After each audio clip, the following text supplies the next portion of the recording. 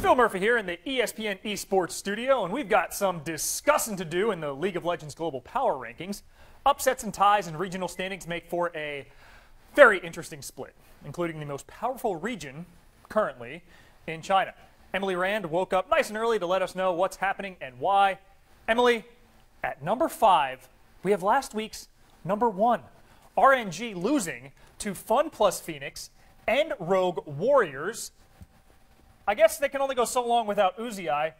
How does his absence affect this team? So yeah, we saw last week we praised RNG for kind of their flexibility. They've been running Zatai bot lane, Zatai mid, making the most of his champion pool. And this week they kind of went on a little skid. The FPX loss is a little bit more concerning than the Rogue Warriors loss. Rogue Warriors are actually still a top team in China.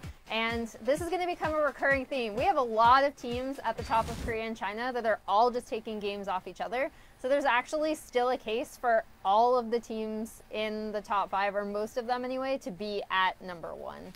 Keeps your weekends nice and volatile with all these teams moving around the rankings. Yeah, it's rough. Emily, a team heading in the other direction, moving up 4 spots and breaking into the top 5, KT Rolster, currently tied for 3rd in the LCK with Kingzone at 8-4. Emily, what's it going to take for KT Rolster to keep playing at a top 5 level? Discipline. The problem with KT is not that they don't have the talent, and it's not even that they necessarily don't have the execution, but even in some of their games this past week, they fumble it in really key moments, like at Baron. I think the big thing for KT is that this team has always had the talent. They've had a good game sense. The problem is that they lack consistency, and that kind of points to a lack of discipline on the team.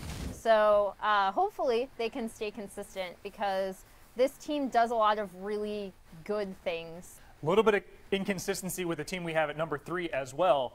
Despite a 1-2 week, we're moving Griffin up a spot. That's right, we move them up. Emily, simple question. Why would we go and do that?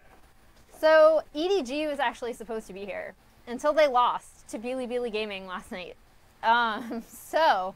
I mean, I think this again speaks to the volatility. You could still make the case for EDG to be here. Griffin kind of skates by on the fact that they played some top teams. Their matches were close still.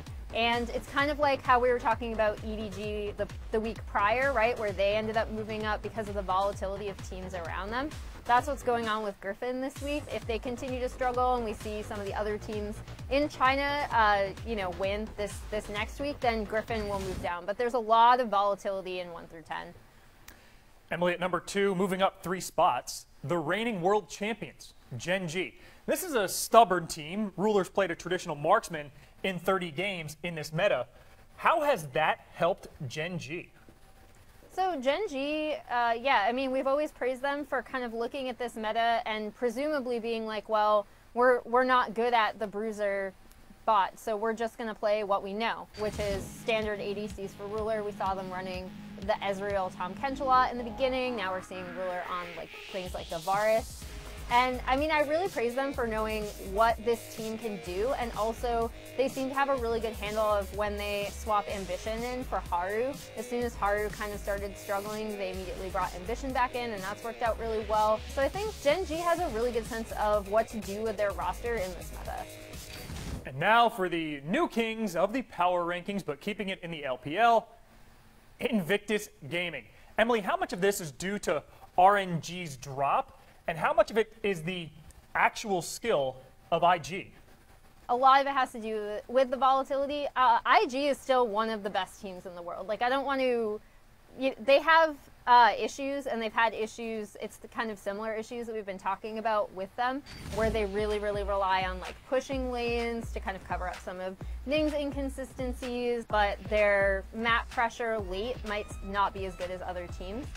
I do think this is definitely like, a default like moment where IG is kind of sneaking up there because they didn't lose like a lot of the other top teams. But if there's anything I'd really want to stress, it's that the top of Korea and China are so interesting and really cool to watch right now, because you have a lot of very talented teams kind of beating each other up and taking games off of each other. So this week IG squeaks up because they didn't lose.